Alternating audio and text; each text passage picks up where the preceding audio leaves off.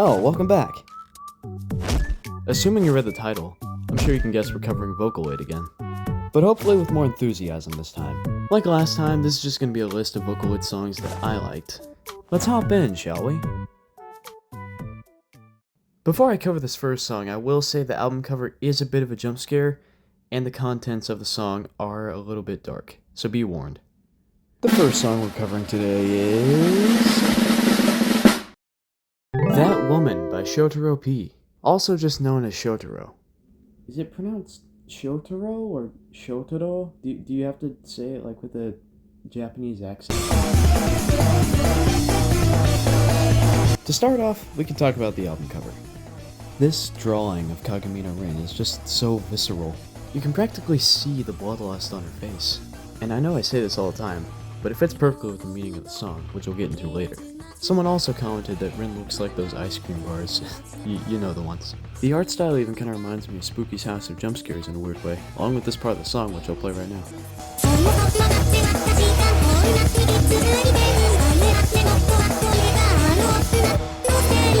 This part also kind of sounds like a chase theme with the melody going up and down continuously. I think my favorite part of the song, though, would have to be this part with the bass. If you have headphones, you'll hear it.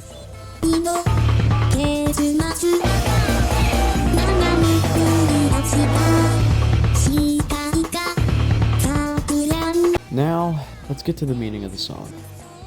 This song is about what happens when jealousy goes a little too far.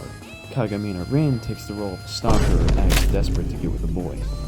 But the boy already has a girlfriend. So what does Rin do? She murders her. Or at least in her mind. The lyrics go more in depth like this.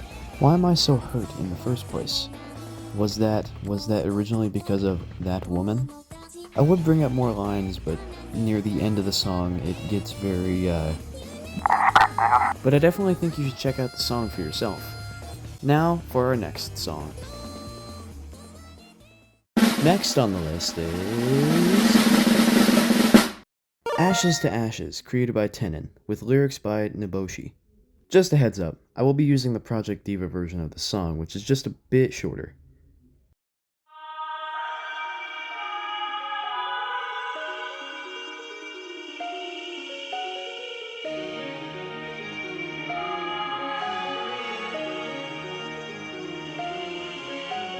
First, I want to talk about my personal history with this song. Before, I never really liked Kaito, or at least didn't think he was used well. But then one day while playing Project Diva, I found this song. As soon as the drums kicked in, I knew I was going to like this song. Let me go ahead and play that part for you real quick.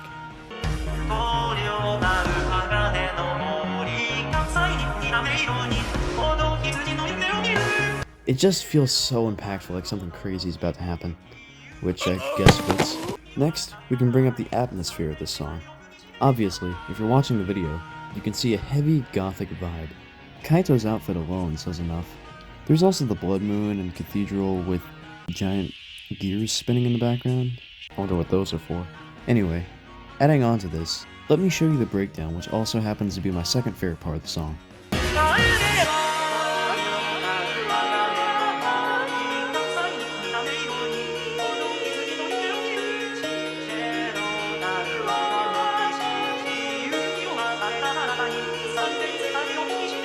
You may also notice the dancing mannequins or puppets in the background that add to this gothic vibe. Now, let's move on to the meaning or story of this song. Okay, so if I'm being honest, I had trouble trying to find any semblance of an actual story aside from headcanons, but I do think I have a meaning. I'm pretty sure this song is about death. Aside from the title though, there are plenty of lyrics that reference this idea, like this one. In scarlet, floating and disappearing, I stand in the infinite corridor, giving myself into slumber for eternity. And then the line immediately after this says, farewell, a bloom of self in the present shall disappear like a dew. But the line that interests me most is at the end of the song. Kaito simply says, go back now. Which makes me think that in the song, Kaito is struggling to accept his own mortality. but given his mannerisms in the music video, he knows that it's coming soon. I do want to get into my little headcanon of what the story could be.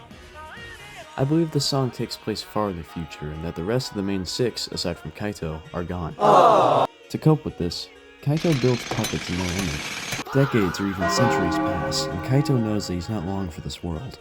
His hair is losing its color, one of his eyes is messed up, and his skin is starting to crack. And then eventually, during a blood moon, he passes away from a heart attack.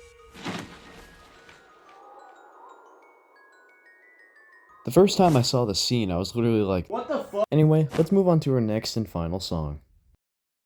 The last song to go is Moon by Iroha Sasaki. Before we start, I'm going to be using the PSP music video for the song because it just fits it better.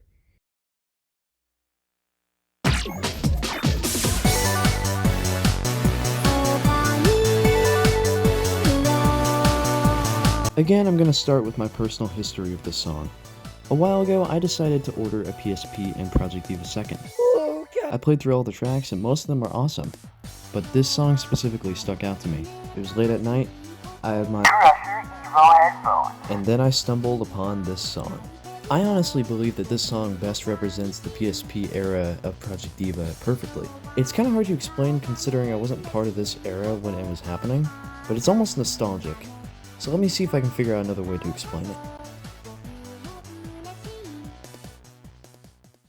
Imagine it's late at night and you're playing a game, maybe Minecraft.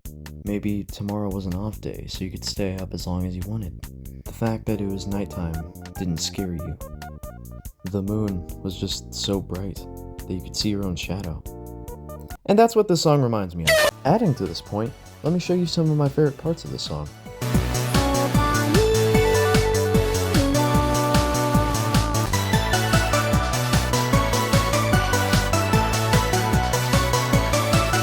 I just think it captures the early Vocaloid vibe perfectly. And, you know, there's also the fact that so I'd say it makes perfect sense that it feels that way.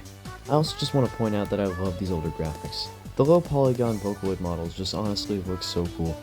But I will admit, the new models might have an advantage. Anyway, let's get into the meaning of the song. This song is about Hatsune Miku simply trying to comfort you.